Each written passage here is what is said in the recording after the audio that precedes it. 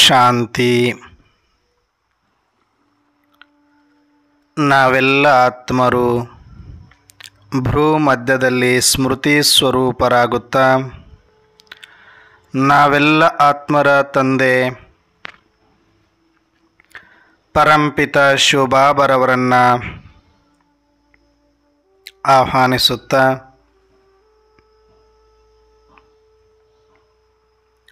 ಪ್ರತಿದಿನದಂತೆ ಈ ದಿನವೂ ಸಹ ದಿನಾಂಕ 29/4/2023 ಸಾಕಾರ ಮುರಳಿ ಚಿಂತನೆಯಲ್ಲಿ ಭಾಗವಹಿಸಿರುವ ನನ್ನೆಲ್ಲ ಸಹೋದರಾತ್ಮರಿಗೆ ಆತ್ಮೀಯವಾದ ಸ್ವಾಗತ, ಸುಸ್ವಾಗತ. ಪ್ರತಿದಿನದಂತೆ ಬಾಬಾರವರು ಈ ದಿನವೂ ಸಹ ಅನೇಕ ವಿಚಾರಗಳನ್ನು ಜ್ಞಾನ ಮುರಳಿಯಲ್ಲಿ ನಮಗೆ ತಿಳಿಸಿದ್ದಾರೆ. ಅದರಲ್ಲೂ ವಿಶೇಷವಾಗಿ ಈ ದಿನ ಬಾಬಾರವರು ಪ್ರಶ್ನೋತ್ತರದಲ್ಲಿ ಈ ಸೃಷ್ಟಿಯ ನಾಟಕದ ರಹಸ್ಯವನ್ನು ತಿಳಿಸಿದ್ದಾರೆ ಮತ್ತು ಈ ಅಂತಿಮ ಸತ್ಯದ ಕುರಿತಾಗಿಯೇ ಇಲ್ಲಿ ತನಕ ನಮಗೆ ಕುತೂಹಲ ಇರುವಂಥದ್ದು. ಈಗ ಆ ಕುತೂಹಲಕ್ಕೆ ತೆರೆ ಹಾಕಿ ನಮ್ಮೆಲ್ಲರನ್ನ ಭಯಮುಕ್ತ ಮಾಡುವ ಉದ್ದೇಶದಿಂದ ಪ್ರಶ್ನೋತ್ತರದಲ್ಲಿ ನಮಗೆ ಒಂದು ಕ್ಲಾರಿಟಿಯನ್ನು ಕೊಟ್ಟಿದ್ದಾರೆ. ಇವತ್ತಿನ ಪ್ರಶ್ನೆಯಾಗಿದೆ, ನೀವು ಮಕ್ಕಳ ಬುದ್ಧಿಯು ಯಾವ ಆಧಾರದ ಮೇಲೆ ಸದಾ ಬೇಹದ್ದಿನಲ್ಲಿ ಸ್ಥಿತವಾಗಲು ಸಾಧ್ಯ? ನೀವು ಮಕ್ಕಳ ಬುದ್ಧಿಯು ಯಾವ ಆಧಾರದ ಮೇಲೆ ಸದಾ ಬೇಹದ್ದಿನಲ್ಲಿ ಸ್ಥಿತರಾಗಲು ಸಾಧ್ಯ ಅಂತ ಕೇಳಿದರೆ, ಅಂದರೆ ನಮ್ಮ ಬುದ್ಧಿ, ನಮ್ಮ ಮನಸ್ಸು ಅಥವಾ ನಮ್ಮ ಸ್ಮೃತಿ, ನಮ್ಮ ಸ್ಥಿತಿ ಸದಾಕಾಲ ಬೇಹದ್ದಾಗಿರಬೇಕು ಅಂತಂದರೆ, ಹದ್ ಸೆ ಪರೆ, ಈ ಲೋಕದಿಂದನೇ ನಾವು ಪರಲೋಕದಲ್ಲಿ ಸದಾಕಾಲ ಇರಬೇಕು ಅಂತಂದರೆ ಅದು ಯಾವಾಗ ಸಾಧ್ಯ ಅಂತ ಕೇಳ್ತಿದ್ದಾರೆ. ಯಾವುದರ ಆಧಾರದ ಮೇಲೆ? ಉತ್ತರದಲ್ಲಿ ಬಾಬಾರವರು ತಿಳಿಸ್ತಾ ಇದ್ದಾರೆ, ಬುದ್ಧಿಯಲ್ಲಿ ಸ್ವದರ್ಶನ ಚಕ್ರವು ತಿರುಗುತ್ತಿರಲಿ. ನಾಟಕದಲ್ಲಿ ಏನೆಲ್ಲವೂ ನಡೆಯುತ್ತಿದೆಯೋ ಅದೆಲ್ಲವೂ ಕೂಡ ನಿಶ್ಚಿತವಾಗಿದೆ, ಒಂದು ಕ್ಷಣವೂ ಸಹ ವ್ಯತ್ಯಾಸವಾಗುವುದಿಲ್ಲ. ಇದೇನಿದೆ ಇದೆಲ್ಲವೂ ಕೂಡ ರಿಪಿಟೇಷನ್ ಮತ್ತು rotation, same to same, ditto ditto ನಡೀತಾ ಇದೆ. ಇದರಲ್ಲಿ ಯಾವ ಒಂದು ಕ್ಷಣವೂ ಕೂಡ ವ್ಯತ್ಯಾಸ ಹಿಂದು ಮುಂದೆ ಆಗೋದಿಲ್ಲ. ಮತ್ತು ಹಿಂದೆ ಏನು ನಡೆದಿತ್ತೋ ಅದು ಇವತ್ತು ನಡೀತಾ ಇದೆ, ಇವತ್ತು ಏನು ನಡೆದಿದೆಯೋ ಅದು ಮುಂದೇನೂ ನಡೀತಾ ಇದೆ. ಹಾಗಾಗಿ ಇದರಲ್ಲಿ ಯಾವುದು ಒಂದು ಚೂರು ವ್ಯತ್ಯಾಸ ಆಗೋದಿಲ್ಲ ಅಂದ ಮೇಲೆ ಯಾಕೆ ಭಯಪಟ್ಟು ಏನು ಮಾಡೋದಿದೆ? ನೀವು ಏನು ನಿರೀಕ್ಷೆ ಇಟ್ಕೊಂಡು ಏನು ಮಾಡೋರಿದ್ದೀರಿ? ಮತ್ತು ನಿಮ್ಮ ಕಂಟ್ರೋಲಲ್ಲಿ ಏನಿದೆ ಅಂತ ಅಷ್ಟೊಂದು ನೀವು ತಲೆ ಕೆಡಿಸ್ಕೊಳ್ತಾ ಇದ್ದೀರಿ. ಹಿಂದೆ ಮಾಡಿರೋದು ನಾಟಕದ ಅನುಸಾರವೇ, ಈಗ ನೀವು ಮಾಡ್ತಿರೋದು ನಾಟಕದ ಅನುಸಾರನೇ, ಮುಂದೆ ಮಾಡೋದು ಕೂಡ ನಾಟಕದ ನಿಯಮದಂತೆಯೇ ಕೂಡ. ಅದರಲ್ಲಿ ಯಾರೊಬ್ಬರ ಹಿತಾಸಕ್ತಿ ಆಗಲಿ ಅಥವಾ ಯಾರೊಬ್ಬರ ಇಚ್ಛೆ ಆಗಲಿ ನಡೆಯೋದಿಲ್ಲ. ಅದು ಡ್ರಾಮಾ ಇಚ್ಛೆಯಂತೆ ಆಗುತ್ತೆ. ಈ ಒಂದು ಸತ್ಯ ಏನಿದೆಯಲ್ಲ, ಈ ಸತ್ಯ ಇಲ್ಲಿಯ ತನಕ ಯಾವ ಧರ್ಮಾತ್ಮರಿಗೂ, ಸಂತರಿಗೂ, ಸನ್ಯಾಸಿಗಳಿಗೂ, ಶರಣರಿಗೂ ಈ ಸೀಕ್ರೆಟ್ ಗೊತ್ತಿರಲಿಲ್ಲ.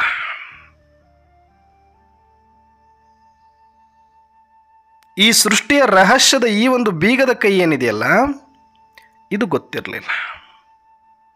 ಹಾಗಾಗಿನೇ ಎಲ್ಲರೂ ಕೂಡ ಏನಂದುಕೊಂಡ್ರು, ಈ ಜಗತ್ತನ್ನು ಪರಿವರ್ತನೆ ಮಾಡಬೇಕು, ಈ ಜನಗಳನ್ನು ಪರಿವರ್ತನೆ ಮಾಡಬೇಕು,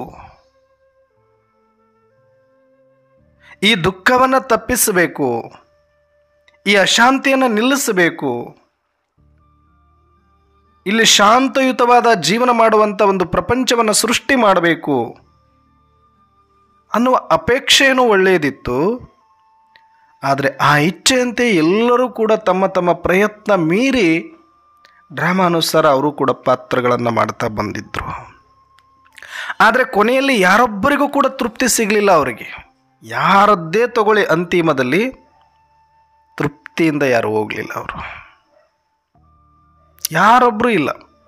ಯಾಕಂದರೆ ನಾನು ಈ ಜೀವಿತಾವಧಿಯಲ್ಲೇ ಎಷ್ಟೋ ಸನ್ಯಾಸಿಗಳನ್ನು ನಾನು ಭೇಟಿಯಾದಾಗ, ಸಂತರನ್ನ ಭೇಟಿಯಾದಾಗ,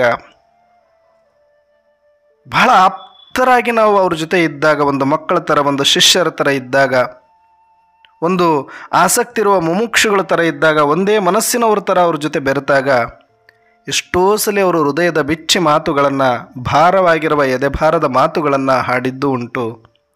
ಒಂದೆರಡನಿ ಕಣ್ಣೀರು ಹಾಕಿದ್ದು ಉಂಟು. ನಾನು ಕಣ್ಣಾರ ನೋಡಿರೋದನ್ನು ಹೇಳ್ತಿರೋದು. ಯಾಕ್ರಿ ಗುರುಜಿ, ಯಾಕ್ರಿ ಸ್ವಾಮೀಜಿ ಈ ಥರ? ನಿಮ್ಮಂಥವರೇ ಹಿಂಗೆ ನಡಗಿದರೆ ಹೇಗೆ?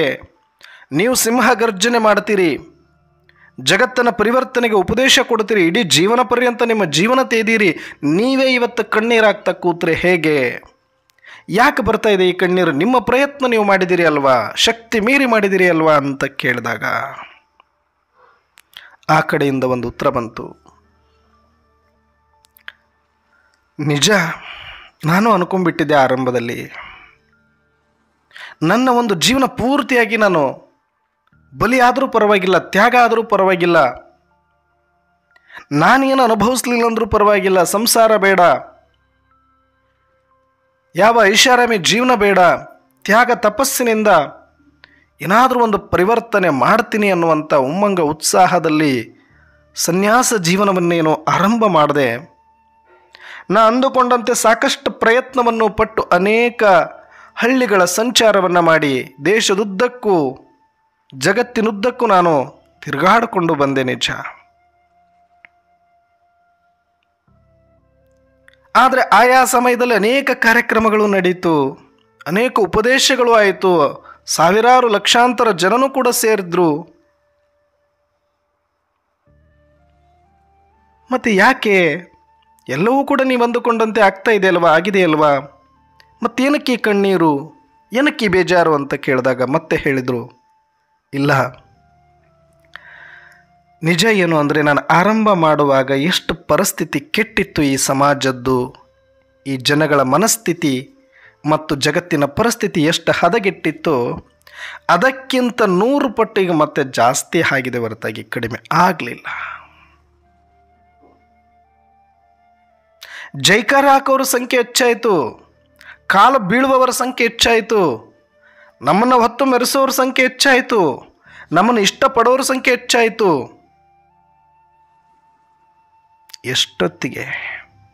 ಎಷ್ಟೊತ್ತು ನಾನು ಅವ್ರ ಜೊತೆ ಇರ್ತೀನಿ ಅಷ್ಟೊತ್ತಿಗೆ ಮಾತ್ರ.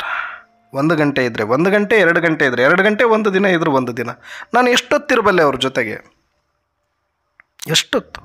ಒಂದು ಕಾರ್ಯಕ್ರಮಕ್ಕೆ ಹೋದರೆ 1 ದಿನ ಮುಂಚೆ ಹೋದರೆ ಒಂದು 24 ಗಂಟೆ ಅವ್ರ ಜೊತೆ ಇರ್ಬೋದು. ಅಷ್ಟು ಹೊತ್ತು ಸ್ವರ್ಗನೇ ದರೆಗಿಳಿದು ಬಿಟ್ಟಂಗೆ ಆಡ್ತಾರೆ ಅವರು ಕೂಡ. ನಾನು ಹೇಳಿದ್ದ ಮಾತು ಎಲ್ಲವೂ ಶಾಶ್ವತವಾಗಿ ನಡೆಸ್ತಾರೆ. ನಮ್ಮನ್ನು ಹೊಗಳಿ ಹೊಗಳಿ ಹೊಗಳಿ ಹೊಗಳಿ ಒನ್ನ ಶೂಲಕ್ಕೆ ಏರಿಸಿಬಿಡ್ತಾರೆ. ಏನು ವಿಧೇಯತೆ, ಏನು ಭಕ್ತಿ, ಏನು ಪ್ರೀತಿ, ಏನು ಚಪ್ಪಾಳೆ, ಏನು ಖರ್ಚು ಮಾಡಿ ಕಾರ್ಯಕ್ರಮಗಳನ್ನು ಮಾಡೋದು, ಏನು ದಯೆ ತೋರಿಸೋದು, ದಾನ ಧರ್ಮ ಮಾಡೋದು. ನನಗೂ ಆಶ್ಚರ್ಯ ಅನಿಸುತ್ತೆ, ಅಯ್ಯೋಪ್ಪ, ಸಂಸಾರಿಗಳನ್ನು ಬಿಟ್ಟರೆ ನಿಜಕ್ಕೂ ನಾವು ಏನು ಮಾಡೋಕ್ಕಾಗುತ್ತೆ? ಸನ್ಯಾಸಿಗಳು ಸಂಸಾರಿಗಳೇ ಧನ್ಯ, ಎಷ್ಟು ಚಂದ ಮಾಡ್ತಿದ್ದಾರೆ ಇವರೆಲ್ಲ, ಯುವಕರೆಲ್ಲ ಸೇರಿಕೊಂಡು ಎಷ್ಟು ಚೆನ್ನಾಗಿ ನಡೆಸ್ಕೊಡ್ತಾ ಇದ್ದಾರೆ ಅಂತ ನನಗೂ ಭಾಳ ಖುಷಿ ಆಗ್ತಿತ್ತು. ಬಟ್ ಸತ್ಯ ಅದಲ್ಲ. ನಾನು ಅಲ್ಲಿಂದ ಈ ಕಡೆ ಬಂದರೆ ಅವ್ರು ಆ ಕಡೆ ಹೋಗ್ತಾ ಇದ್ರು ಆರಾಮಾಗಿ. ಮತ್ತೆ ಅದೇ ತಿನ್ನೋದು, ಮತ್ತೆ ಅದೇ ಕುಡಿಯೋದು, ಮತ್ತೆ ಅದೇ ವಿಕಾರ, ಮತ್ತದೇ ವಿಲಾಸಿ ಜೀವನ.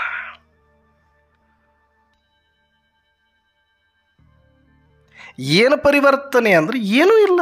ಸುಮ್ಮ ಎಲ್ಲರೂ ಮಾಡ್ದಂಗೆ ನಾವು ಒಂದಷ್ಟು ಕಾರ್ಯಕ್ರಮಗಳು ಮಾಡೋದು, ನಾವು ಒಂದಷ್ಟು ಬಿಲ್ಡಿಂಗ್ಗಳನ್ನು ಕಟ್ಟೋದು, ನಾವು ಒಂದಷ್ಟು ಬ್ಯಾನರ್ಗಳ ಬಂಟಿಂಗ್ಗಳು ಹಾಕಿ ಹಾರ ತುರಾಯಿ ಸನ್ಮಾನ ಅಂತ ಇದರಲ್ಲೇ ಮುಳುಗೋದು. ಇಷ್ಟು ಬಿಟ್ಟರೆ ನನಗೆ ಇನ್ನೇನು ಮಾಡೋಕ್ಕಾಯಿತು ಅಂತ ಇವತ್ತು ನನಗೆ ಪ್ರಶ್ನೆ ಬರ್ತಾ ಇದೆ. ಹಾಗೆ ನೋಡಿದರೆ ಅವತ್ತಿನಿಗಿಂತ ಇವತ್ತಿನ್ನೂ ಹದಗೆಟ್ಟು ಹೋಗ್ತಾ ಇದೆ, ಕುಲಗೆಟ್ಟು ಹೋಗ್ತಾ ಇದೆ. ಅದಕ್ಕೆ ನನ್ನ ಜೀವನ ವ್ಯರ್ಥ ಆಯ್ತಲ್ಲ, ಸುಮ್ಮನೆ ಯಾಕೆ ವ್ಯರ್ಥ ಮಾಡಿಕೊಂಡೆ ಅಂತ ಒಂದೊಂದು ಸಲ ಅನಿಸುತ್ತೆ. ಒಂದು ಹೋಗಲಿ, ನನ್ನ ಪ್ರಯತ್ನ ನಾನು ಮಾಡಿದ್ದೀನಿ ಅಂತ ಸಮಾಧಾನ ಮಾಡಿಕೊಳ್ಳೋಕ್ಕೆ, ನಾನು ಏನು ಅಂದ್ಕೊಂಡಿದ್ದೆ ಅದು ಆಗಲಿಲ್ವಲ್ಲ, ಇನ್ನೂ ಜಾಸ್ತಿನೇ ಹದಗೆಟ್ಟಲ್ಲ, ಏನು ಮಾಡಬೇಕು ಅಂತ ಚಿಂತೆ. ನಾನು ಡೈರೆಕ್ಟಾಗಿ ಕಿವಿಯಿಂದ ಕೇಳಿರೋದು, ಕಣ್ಣಿಂದ ನೋಡಿರೋದಿದೆಲ್ಲ. ಸನ್ಯಾಸಿಗಳು, ಪ್ರಸಿದ್ಧ ಸನ್ಯಾಸಿಗಳು, ಜಗತ್ತಿನಾದ್ಯಂತ ಉಪನ್ಯಾಸ ಮಾಡಿರುವ ಸನ್ಯಾಸಿಗಳು, ಲಕ್ಷಾಂತರ ಯುವಕರಿಗೆ ಸ್ಫೂರ್ತಿಯಾಗಿರುವಂಥ ಸನ್ಯಾಸಿಗಳು, ಅನೇಕರನ್ನು ಪರಿವರ್ತನೆ ಮಾಡುವ ಭರದಲ್ಲಿ ಸಾಕಷ್ಟು ತಮ್ಮ ಜೀವಮಾನದ ಪ್ರಯತ್ನ ಮಾಡಿರುವ ಸನ್ಯಾಸಿಯೊಬ್ಬರು, ಸಂತರೊಬ್ಬರು ಈ ರೀತಿ ಕಣ್ಣೀರು ಹಾಕೋದು ನಾನು ನೋಡಿದ್ದೀನಿ. ಅವರೊಬ್ಬರದ್ದಲ್ಲ, ಯಾರೊಬ್ಬರು ಜಗತ್ತು ತಿದ್ದಲಿಕ್ಕೆ ಬಂದರೂ ಅವರೆಲ್ಲರದ್ದು ಕೂಡ ಇದೇ ಪರಿಸ್ಥಿತಿ. ಇದನ್ನು ಎಲ್ಲೋ ಸ್ವಲ್ಪ ಸೂಕ್ಷ್ಮವಾಗಿ ಅರ್ಥ ಮಾಡಿಕೊಂಡವರು ಅಂದರೆ ಡಿ ವಿ ಜಿ ಅಂತ ನನಗನ್ನಿಸ್ತು. ಯಾಕೆಂದರೆ ಡಿ ವಿ ಜಿ ಅವರು ಒಂದು ಕಡೆ ಹೇಳ್ತಾರೆ, ಎದ್ದೆದ್ದು ಬೀಳುತ್ತಿಹೆ, ಗುದ್ದಾಡಿ ಸೋಲುತ್ತಿಹೆ, ಗದ್ದಲವ ತುಂಬಿ ಪ್ರಸಿದ್ಧನಾಗುತ್ತಿಹೆ, ಜಗವನ್ನುದ್ಧರಿಸುವೆನ್ನುವ ಸಖನೆ ನಿನ್ನುದ್ಧಾರವೆಷ್ಟಾಯಿತು ಮಂಕುತಿಮ್ಮ. ಜಗವನ್ನುದ್ಧರಿಸುವೆ ಎನ್ನುವ ಸಖನೆ ನಿನ್ನುದ್ಧಾರವೆಷ್ಟಾಯಿತು ಮಂಕುತಿಮ್ಮ. ಏನು ಮಾಡ್ತೀರಿ ನೀವೆಲ್ಲ? ಎಷ್ಟು ಪರಿವರ್ತನೆ ಮಾಡಬೇಕಂತ ಎದ್ದೆದ್ದು ಬೀಳೋದೇನೋ, ಗುದ್ದಾಡಿ ಸೋಲೋದೇನೋ, ಅದು ರಾಜಕಾರಣಿಗಳಾಗಿರ್ಬೋದು, ಅದು ಸನ್ಯಾಸಿಗಳಾಗಿರ್ಬೋದು, ನೀವು ಬೇಕಾದಷ್ಟು ಟೇಬಲ್ ಕೊಟ್ಟರೆ ಜಗತ್ತು ಪರಿವರ್ತನೆ ಆಗೋದಿಲ್ಲ. ಜಗತ್ತು ಪರಿವರ್ತನೆ ಮಾಡ್ತೀನಿ ಅಂತ ಬಂದವರಿಗೆಲ್ಲ ನಿರಾಶೆಯಲ್ಲಿ ಕಟ್ಟಿಟ್ಟ ಬುತ್ತಿ. ಹಾಗಾಗಿ ಎದ್ದೆದ್ದು ಬೀಳುತ್ತಿಹೆ, ಗುದ್ದಾಡಿ ಸೋಲುತ್ತಿಹೆ, ಗದ್ದಲವ ತುಂಬಿ ಪ್ರಸಿದ್ಧನಾಗುತ್ತಿಹೆ. ಅಷ್ಟೇ ಆಗ್ತಾ ಇರೋದಿಲ್ಲಿ. ಭಾಳ ನಮ್ಮನ್ನು ಇಷ್ಟಪಡ್ತಿದ್ದಾರೆ ಅಂದರೆ ಒಂದಷ್ಟು ಜನಗಳನ್ನು ಸೇರಿಸ್ತಾರೆ, ಗದ್ದಲ ಮಾಡ್ತಾರೆ, ನಮ್ಮನ್ನು ಪ್ರಸಿದ್ಧಿ ಮಾಡ್ತಾರೆ, ನಮ್ಮನ್ನು ಮಹಿಮೆ ಮಾಡ್ತಾರೆ, ಹಾರ ತುರ ಹಾಕಿ ಸನ್ಮಾನ ಮಾಡ್ತಾರೆ. ಇಷ್ಟೇ. ನಾವೆಷ್ಟೇ ಎದ್ದೆದ್ದು ಬಿದ್ದರೂ, ಗದ್ದಲ ತುಂಬಿಸಿದ್ರು ಅವ್ರು ಇಷ್ಟೇ ಮಾಡೋದು. ಎದ್ದೆದ್ದು ಬೀಳುತ್ತಿಹೆ, ಗುದ್ದಾಡಿ ಸೋಲುತ್ತಿಹೆ. ಎಷ್ಟು ಸಲ ಪ್ರಯತ್ನ ಮಾಡಿ ನಾವು ಅವ್ರನ್ನ ಪರಿವರ್ತನೆ ಮಾಡ್ತೀವಿ ಅಂದ್ಕೊಂಡು ಹೋಗ್ತೀವಿ, ನಾವೇ ಸೋತು ಬರಬೇಕು ಹೊರತಾಗಿ ಅವರೇನು ಸೋಲಿಲ್ಲ. ಜಗತ್ತೇನು ಶಾಂತಿಯಲ್ಲಿ ಬರಲಿಲ್ಲ, ಸರಿದಾರಿಗೆ ಬರಲಿಲ್ಲ, ಇನ್ನೂ ಅಶಾಂತಿನೇ ಜಾಸ್ತಿ ಆಯಿತು. ಅಜ್ಞಾನ, ಅಂಧಕಾರ, ವಿಲಾಸಿ ವಿಕಾರನೇ ಜಾಸ್ತಿ ಆಯಿತು ಹೊರತಾಗಿ ಅವರು ಸೋಲಿಲ್ಲ, ನಾವೇ ಸೋತಿದ್ದು. ಅದಕ್ಕೆ ಗುದ್ದಾಡಿ ಸೋಲುತ್ತಿಹೆ, ಗದ್ದಲವ ತುಂಬಿ ಪ್ರಸಿದ್ಧನಾಗುತ್ತಿಹೆ, ಜಗವನ್ನು ಧರಿಸುವೆ ಎನ್ನುವ ಸಖನೇ. ಅಂದರೆ ಯಾರಿಗೆ ಹೇಳ್ತಾರೆ ಅಂದರೆ ಯಾರ ಸಮಾಜ ಸೇವೆ ಮಾಡ್ತೀವಿ, ಯಾರ ಜಗತ್ತನ್ನು ಉದ್ಧಾರ ಮಾಡ್ತೀವಿ ಅನ್ನುವ ಪ್ರಾಮಾಣಿಕ ಪ್ರಯತ್ನ ಮಾಡೋರಿಗೆ. ನಾಟಕ ಮಾಡಿಕೊಂಡು ಸಮಾಜ ಹೆಸರಲ್ಲಿ, ಭಗವಂತನ ಹೆಸರಲ್ಲಿ ಬಂಡವಾಳ ಮಾಡಿಕೊಂಡು ಬೊಕ್ಕಸ ತುಂಬಿಸ್ಕೊಳ್ಳೋರಿಗೆಲ್ಲ ಹೇಳಿದ ಮಾತಿದು. ಅವ್ರ ಕತೆ ಬೇರೆ ಇದೆ ಬಿಡಿ.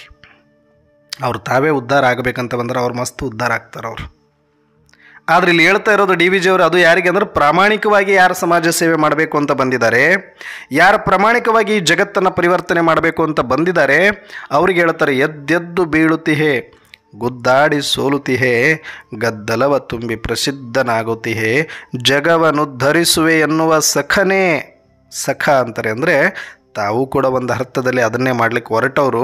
ಆದರೆ ಅದಾಗಲ್ಲ ಅಂತ ಗೊತ್ತಾಗಿ ಹುಷಾರಾಗಿ ನನ್ನಂಗೆ ನೀನು ಹೋಗ್ತಾ ಇದೀಯ ಅಂದರೆ ನನ್ನ ಸಖ, ನನ್ನ ಗೆಳೆಯ ಅಂತ ಒಂಥರ ಸಲುಗೆಯಿಂದ ಹೇಳೋದಂದರೆ ಪ್ರಾಮಾಣಿಕವಾಗಿ ಯಾರು ನಂತರ ಹುಚ್ಚು ಹಿಡಿಸ್ಕೊಂಡು ಸಮಾಜಕ್ಕೇನೋ ಮಾಡಬೇಕು ಅಂತ ಹೋದವರಲ್ಲಿ ನಾನು ಒಬ್ಬ ಅಂದ್ಕೊಂಡೇ ಈಗ ಅವ್ರ ಹತ್ರ ಮಾತಾಡ್ತಾ ಇರೋದು ಡಿ ವಿ ಜಿ ಅವರು. ಅಂದರೆ ಆ ಥರ ಸಂತರಿಗೆ, ಶರಣರಿಗೆ, ಸಮಾಜ ಸುಧಾರಕರಿಗೆ ಹೇಳಕ್ಕೆ ಹೊರಟಿರೋ ಮಾತಿದು. ಜಗವನ್ನುದ್ಧರಿಸುವೆ ಎನ್ನುವ ಸಖನೇ ನಿನ್ನುದ್ಧಾರ ಎಷ್ಟಾಯಿತು ಮಂಕುತಿಮ್ಮ. ನೀನು ಏನು ಮಾಡಿಕೊಂಡೆ ನೋಡ್ಕೊ. ಫಸ್ಟು ಇರೋದೊಂದು ಕಾವಿದು, ಇರೋದೊಂದು ಲಂಗೋಟಿನೂ ಬಿಚ್ಕೊಂಡು ಹೋಗುತ್ತೆ ಈ ಪ್ರಪಂಚ. ಅಷ್ಟು ಸುಲಭ ತಿಳ್ಕೊಬೇಡ. ಎಲ್ಲ ನೀನು ಕಳ್ಕೊಂಡು, ಎಲ್ಲ ನೀನು ಬಿಟ್ಟು, ಎಲ್ಲ ನೀನು ತ್ಯಾಗ ಮಾಡಿ ನೀನೇನೋ ಮಾಡ್ತೀನಿ ಅಂತ ಬಂದ್ರೆ ನಿನ್ನನ್ನೇ ಪಲ್ಲಕ್ಕಿಟ್ಟು ಮೆರೆಸಿ, ನಿನಗೆ ಶಾಲೆ ಹಾಕಿ, ನಿನಗೆ ಸನ್ಮಾನ ಮಾಡಿ, ನಿನ್ನನ್ನು ಕೋತಿ ಮಾಡಿ ಅವರು ಚಂದ ನೋಡ್ತಾರೆ. ಅಷ್ಟೇ ಬಿಟ್ಟರೆ ನಿನ್ನನ್ನು ಮೆರೆಸಿ ಮಹಿಮೆ ಮಾಡಿ ಒಂದಷ್ಟು ವನ್ನಶೂಲು ಕೆರೆಸ್ತಾರೆ. ಬಿಟ್ಟರೆ ಅವರೇನು ಬದಲಾಗೋದಿಲ್ಲ. ನಮ್ಮನ್ನು ಬಕ್ರ ಮಾಡ್ತಾ ಇದ್ದಾರೆ ಹೊರತಾಗಿ ಜಗತ್ತು ಬಕ್ರ ಆಗಲ್ಲ, ಜಗತ್ತು ಪರಿವರ್ತನೆ ಆಗಲ್ಲ ಹೊರತಾಗಿ ನಮ್ಮನ್ನು ಪರಿವರ್ತನೆ ಮಾಡ್ತಾರೆ ಅಷ್ಟೆ. ಅದಕ್ಕೆ ನಮ್ಮ ಉದ್ಧಾರ ಎಷ್ಟಾಯಿತು, ಏನು ಮಾಡಿಬಿಟ್ವಿ ನಾವು ಅಂತ ಅಂದ್ಕೊಂಡಾಗ ಮತ್ತೆ ಕೊನೆಗುಳಿಯೋದು ಪಶ್ಚಾತ್ತಾಪನೆ. ಯಾಕಂದ್ರೆ ಸಾಕಷ್ಟು ಮಹಾತ್ಮರ ಅಂತ್ಯ, ಸಾಕಷ್ಟು ಶರಣರ ಅಂತ್ಯ, ಸಾಕಷ್ಟು ಸನ್ಯಾಸಿಗಳ ಅಂತ್ಯ ನೋಡಿದಾಗ ಬಹಳ ದಾರುಣವಾಗಿ ಆಗಿರುವಂಥದ್ದು ನೋಡ್ತಾ ಇದ್ದೀವಿ. ಪಶ್ಚಾತ್ತಾಪದಲ್ಲಿ ಆಗಿರುವಂಥದ್ದು ನೋಡ್ತಿದ್ದೀವಿ. ಎಲ್ಲೋ ಒಂದಷ್ಟು ಜನ ಸಾಕ್ಷಿಯಾಗಿ ಸಮಾಧಿಗೆ ಹೋಗಿ ಅಥವಾ ಸ್ಥಿತಿ ಇದೆಲ್ಲ ಅರ್ಥ ಆಗಿ ಸಮಾಜದಿಂದ ಪೆಟ್ಟು ಬಿದ್ದು ಒಂದಷ್ಟು ಈ ಸ್ಥಿತಿಗೆ ಬಂದ ಮೇಲೆ ಶರೀರ ಬಿಟ್ಟಿರೋರು ಸ್ವಲ್ಪ ಸಮಾಧಾನವಾಗಿ ಬಿಟ್ಟಿದ್ದಾರೆ. ಆದರೆ ಈ ಸತ್ಯ ಅವರಿಗೆ ಸೂಕ್ಷ್ಮವಾಗಿ ಅರ್ಥ ಆಗಿತ್ತು. ಈ ಸತ್ಯ ಅರ್ಥ ಆಗದಿರೇ ಭಾಳಷ್ಟು ಮಹಾತ್ಮರು, ಸಂತರು, ಶರಣರು ಎಷ್ಟು ಬಂದು ಹೋದರೂ ಕೂಡ, ಲಕ್ಷಾನುಗಟ್ಟಲೆ ಸಂತರು ಶರಣರು ಬಂದರೂ ಕೂಡ ಜಗತ್ತು ಪರಿವರ್ತನೆ ಆಗಲಿಲ್ಲ. ಯಾಕೆ ಅಂದರೆ ಇಲ್ಲಿ ಯಾರ ಆಟವೂ ಕೂಡ ಯಾರ ಇಚ್ಛೆಯಂತೆ ನಡೆಯೋದಿಲ್ಲ ಅನ್ನುವ ಸತ್ಯ ಮತ್ತು ಇದೆಲ್ಲವೂ ನಡಿಲೇಬೇಕಾದಂಥ ಡ್ರಾಮದ ಇಚ್ಛೆ ಇವು ಗೊತ್ತಿರಲಿಲ್ಲ ಯಾರಿಗೂ ಕೂಡ. ಏನು ನಡೀತಾ ಇದೆ ಇಲ್ಲಿ, ಯಾಕೆ ನಡೀತಾ ಇದೆ ಇಲ್ಲಿ, ಇಲ್ಲಿ ಯಾವುದು ತಪ್ಪಿಲ್ಲ, ಇದು ನಿರ್ದೋಷ ಅಂತ ಅರ್ಥ ಮಾಡಿಕೊಳ್ಳುವಷ್ಟು ಜ್ಞಾನ ಇಲ್ಲಿ ಯಾರಿಗೂ ಕೂಡ ಇರಲಿಲ್ಲ. ಯಾಕಂದರೆ ಆ ತ್ರಿಕಾಲ ಜ್ಞಾನ, ತ್ರಿನೇತ್ರ ದೃಷ್ಟಿಕೋನ ಇರಲಿಲ್ಲ ಯಾರಿಗೂ ಕೂಡ. ಅದು ಇರೋದು ಒಬ್ಬ ತ್ರಿಲೋಕಿನಾಥ ಪರಮಾತ್ಮನಿಗೆ ಮಾತ್ರ ಈ ಒಂದು ರಹಸ್ಯ ಗೊತ್ತಿರುವಂಥದ್ದು. ಹಾಗಾಗಿ ಅವರನ್ನು ಮೂರು ಲೋಕದ ಒಡೆಯ, ತ್ರಿಲೋಕ್ಯ ಸಂಚಾರಿ, ತ್ರಿಮೂರ್ತಿ ರಚಯಿತ, ತ್ರಿಕಾಲ ಜ್ಞಾನಿ, ಮಹಾಕಾಲರ ಕಾಲ, ಸರ್ವಶಕ್ತಿವಂತ, ಪರಂಪಿತ, ಏನೆಲ್ಲ ನಾವು ಸಂಬೋಧನೆ ಒಬ್ಬ ಪರಮಾತ್ಮನಿಗೆ ಯಾಕೆ ಕೊಡ್ತೀವಿ ಅಂತಂದರೆ ಆ ಒಬ್ಬ ಪರಮಾತ್ಮನಿಗೆ ಮಾತ್ರ ಈ ಸೃಷ್ಟಿಯ ಕೀಲಿಕೈ ಗೊತ್ತಿರುವಂಥದ್ದು. ಆದರೆ ಈಗ ಅದೃಷ್ಟವಶಾತ್ ಡ್ರಾಮಾ ಅನುಸಾರ ಆ ಅದೃಷ್ಟದ ಖಜಾನೆ ನಮಗೂ ಕೂಡ ಕೊಟ್ಟಿದ್ದಾರೆ ಪರಮಾತ್ಮ.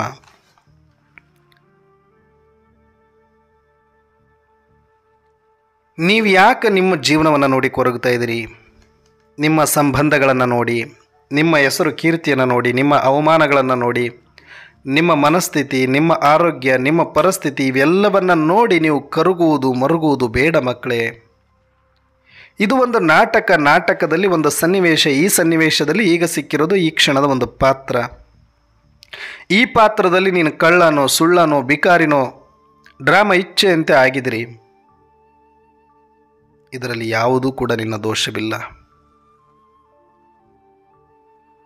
ಇದೇ ಒಂದು ಸಂದರ್ಭದಲ್ಲಿ ಪರಮಾತ್ಮನು ಕೂಡ ತನ್ನ ಪಾತ್ರವನ್ನು ಮಾಡಲಿಕ್ಕೆ ಬಂದಿದ್ದಾರೆ. ಬ್ರಹ್ಮ, ಮಮ್ಮ, ದಾದಿಯರ ಮುಖಾಂತರ ಈ ಯಜ್ಞವನ್ನು ರಚನೆ ಮಾಡಿದ್ದಾರೆ. ಆ ಯಜ್ಞಕ್ಕಾಗಿ ನಮ್ಮೆಲ್ಲರನ್ನು ಸೆಲೆಕ್ಟ್ ಮಾಡಿಕೊಂಡಿದ್ದಾರೆ ಡ್ರಾಮಾನುಸಾರ.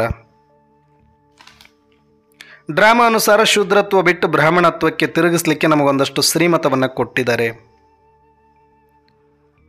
ಆ ಶ್ರೀಮತದಂತೆ ಎಷ್ಟು ಸಾಧ್ಯನಷ್ಟು ಡ್ರಾಮಾನುಸಾರ ನಾವೆಲ್ಲರೂ ಕೂಡ ಪರಿವರ್ತನೆ ಆಗ್ತಾ ಇದ್ದೀವಿ. ಅದು ಕೂಡ ಇಂದಿನ ಕಲ್ಪದಲ್ಲಿ ಇದ್ದಂತೆ ಈಗಲೂ ನಾವು ಮಾಡಲಿಕ್ಕೆ ಆಗುವಂಥದ್ದು. ಎಷ್ಟು ಪ್ರಾಮಾಣಿಕವಾಗಿ ನಾವು ಇರಬೇಕಾಗತ್ತೆ ಅದು ಕೂಡ ಡ್ರಾಮಾದಲ್ಲಿ ಪೂರ್ವ ನಿಯೋಜಿತ ಆಗಿರುವಂಥದ್ದು. ಇರಲಿ, ನಮ್ಮ ಪ್ರಾಮಾಣಿಕ ಪ್ರಯತ್ನ ಇರಲಿ. ಶ್ರೀಮತವನ್ನು 100% ಎಲ್ಲರೂ ಕೂಡ ಅದನ್ನು ಅಳವಡಿಸಿಕೊಳ್ಳಬೇಕು. ನಾನು ಕೂಡ ಬ್ರಹ್ಮ ಮಮ್ಮ ಸಮಾನ ಆಗಬೇಕು, ದಾದಿಯರ ಸಮಾನ ಆಗಬೇಕು ಅನ್ನುವಂಥ ಹೋರಾಟ ನಮ್ಮೆಲ್ಲರಲ್ಲಿ ಡ್ರಾಮಾನುಸಾರ ಇರುವಂಥದ್ದು ಖಂಡಿತವಾಗಿಯೂ ಕೂಡ ಸರಿ ಇದೆ. ಮಾಡ್ತಾನೂ ಇದ್ದೀವಿ ಕೂಡ. ಆದರೆ ಕೆಲವೊಂದು ಡ್ರಾಮಾ ಅನುಸಾರ ನಮಗೇನಾಗುತ್ತೆ, ವಿಘ್ನಗಳು ಬರುತ್ತೆ, ಅವಮಾನಗಳು ಬರುತ್ತೆ, ಪರಿಸ್ಥಿತಿಗಳು ಬರುತ್ತೆ.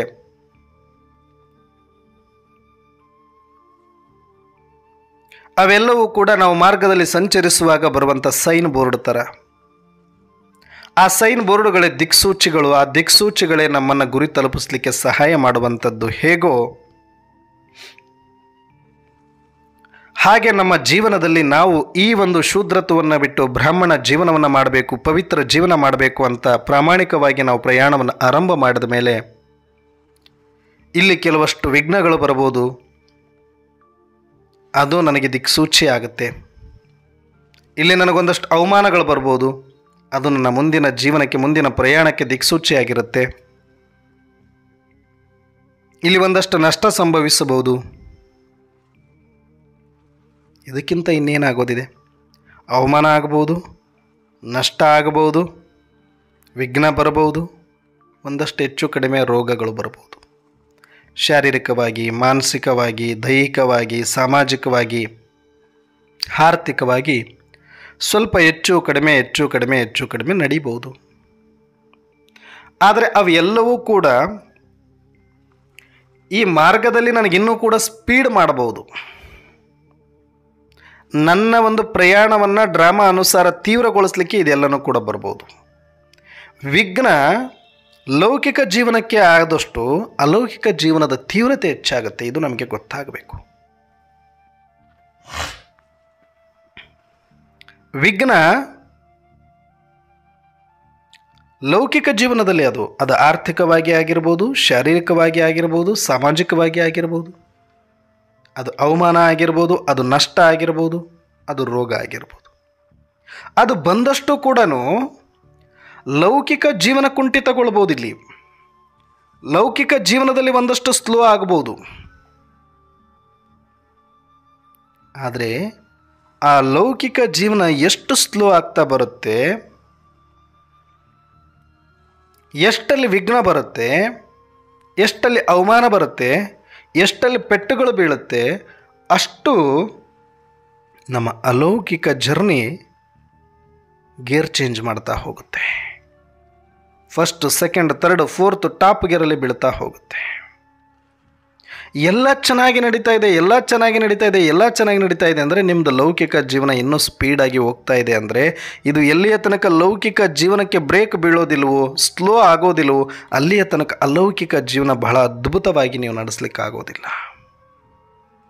ಅದರ ಸ್ಪೀಡ್ ತಗೊಳ್ಳೋದೇ ಇಲ್ಲ. ಅದು ಅನಿಸುತ್ತೆ ಇಲ್ಲ ಅಣ್ಣವ್ರು ಎಲ್ಲ ಚೆನ್ನಾಗಿ ನಡೆದಿದೆ, ಎಲ್ಲ ಬ್ಯಾಲೆನ್ಸ್ ಆಗಿ ನಡೆದಿದೆ ಅಂದರೆ ಬ್ಯಾಲೆನ್ಸ್ ಅಲ್ಲ. ಇಲ್ಲಿ ಕಂಪ್ಲೀಟ್ ಲೌಕಿಕ ಜೀವನ ಸ್ಲೋ ಆಗಬೇಕು, ಅದು ನಿಂತುಕೊಳ್ಳುವಷ್ಟರ ಮಟ್ಟಿಗೆ. ಸುಮ್ಮನೆ ನಡೀತಾ ಇದೆ ಅಂದರೆ ನಡೀತಾ ಇದೆ ಅನ್ನೋಷ್ಟರ ಮಟ್ಟಿಗೆ.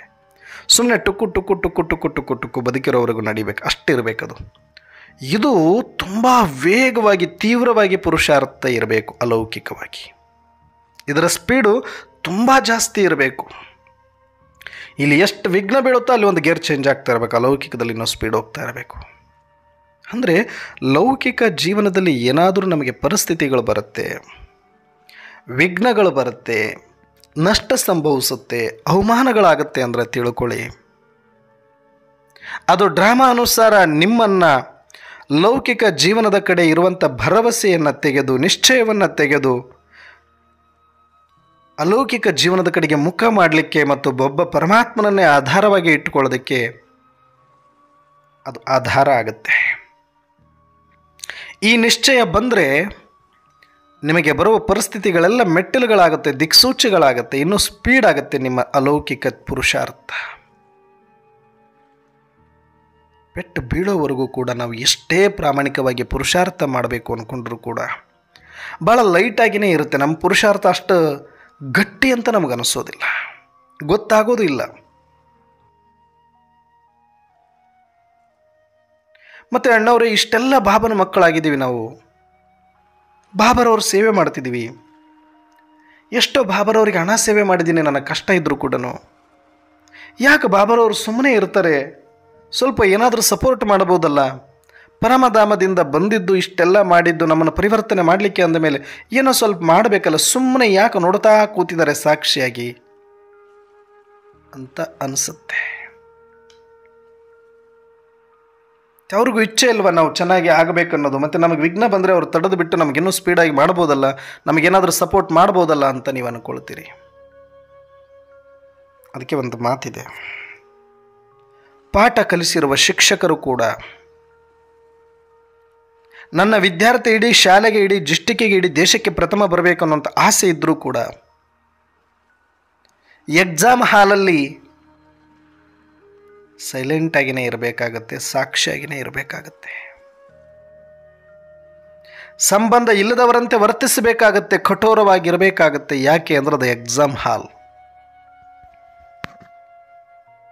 ಪ್ರೀತಿ ಇಲ್ವಾ ಇದೆ, ಸಂಬಂಧ ಇಲ್ವಾ ಇದೆ, ನೀವು ಟಾಪ್ ಬರಬೇಕು ಅಂತ ಇಷ್ಟಪಡ್ತಾರಲ್ವಾ, ಪಡ್ತಾರೆ. ಆದರೆ ಎಕ್ಸಾಮ್ ಹಾಲ್ ಒಳಗಡೆ ನಿಮಗೆ ಪಾಠ ಕಲಿಸಿದ ಗುರುಗಳು ಕೂಡ ಸೈಲೆಂಟಾಗಿ ಇರಲೇಬೇಕಾಗತ್ತೆ. ಹೇಗೋ ಹಾಗೆ ಸ್ವಯಂ ಪರಂಪಿತ ಪರಮಾತ್ಮ ನನ್ನ ಆತ್ಮಕ್ಕೆ ತಂದೆನೇ ಆಗಿದ್ರೂ, ಪಾತ್ರದ ಶಿಕ್ಷಕನೇ ಆಗಿದ್ರೂ ಕೂಡ, ನನ್ನ ಭಾಗ್ಯವನ್ನು ಬೆಳಗಿಸಲಿಕ್ಕೆ ಬಂದಿದ್ರೂ ಸಹ, ಈ ಸಮಯದಲ್ಲಿ ಸಮ್ಮುಖದಲ್ಲಿ ಇದ್ರೂ ಯಾವ ನನ್ನ ವಿಘ್ನಗಳನ್ನು ತಡಿಲಿಕ್ಕೆ ಸಾಧ್ಯ ಆಗೋದಿಲ್ಲ. ಅದು ಬ್ರಹ್ಮನಿಗೂ ಮೊಮ್ಮನಿಗೂ ಮತ್ತು ನಮಗೂ. ಯಾಕೆ ಅಂದರೆ ಈಗ ನಮ್ಮೆಲ್ಲರ ಮಕ್ಕಳ ಪರೀಕ್ಷೆ ನಡೀತಾ ಇದೆ, ನಾವು ಪರೀಕ್ಷಾ ಹಾಲಲ್ಲಿದ್ದೀವಿ. ಅವರಿಗೆ ನಾವು ಫಸ್ಟ್ ರ್ಯಾಂಕಲ್ಲೇ ಬರಬೇಕು, ಎಲ್ಲ ಮಕ್ಕಳು ನಂಬರ್ 1 ಆಗಬೇಕು ಅಂತ ಪರಮಾತ್ಮನಿಗಿದ್ದರೂ ಸಹ ಯಾವುದೊಂದು ಡೈರೆಕ್ಟಾಗಿ ಅವರು ಏನೂ ಮಾಡಲಿಕ್ಕೆ ಬರಲ್ಲ. ಸಂಬಂಧನೇ ಇಲ್ಲದವರಂತೆ ಅವರು ಇರಬೇಕಾಗತ್ತೆ. ಈಗ ಪಾಠ ಮಾಡುವಾಗ ತುಂಬ ಚೆನ್ನಾಗಿ ಪಾಠ ಮಾಡ್ತಾರೆ, ಆದರೆ ಎಕ್ಸಾಮ್ ಹಾಲಲ್ಲಿ ಮಾತ್ರ ಇಲ್ಲ. ಹಾಗೆ ಈಗ ನಾವು ಎಕ್ಸಾಮ್ ಹಾಲಲ್ಲಿರುವಂಥ ವಿದ್ಯಾರ್ಥಿಗಳ ಹಾಗೆ ಪ್ರತಿಯೊಂದು ಪರಿಸ್ಥಿತಿಗಳು, ವಿಘ್ನಗಳು, ಅವಮಾನಗಳು, ರೋಗಗಳು ನಮಗೆ ಪರೀಕ್ಷೆ ಪ್ರಶ್ನೆಗಳಾಗಿ ಅದಕ್ಕೆ ನಾವು ಎಷ್ಟು ಚಂದ ಉತ್ತರ ಕೊಡ್ತೀವಿ ಅನ್ನೋದು ನಮ್ಮ ಸ್ಥಿತಿಯ ಮೇಲೆ ಆಧಾರಿತವಾಗಿರುತ್ತೆ. ಅದರ ಆಧಾರದ ಮೇಲೆ ನಾವು ಯಾವ ನಂಬರಲ್ಲಿ ಪಾಸ್ ಆಗ್ತೀವಿ ಅನ್ನೋದು ಗೊತ್ತಾಗುತ್ತೆ. ಮತ್ತು ಇವೆಲ್ಲವೂ ಕೂಡ ನನ್ನ ಕಲ್ಯಾಣಕ್ಕಾಗಿ ಆಗ್ತಾ ಇದೆ ಅನ್ನುವಂಥ ಸತ್ಯ ಗೊತ್ತಾದಾಗ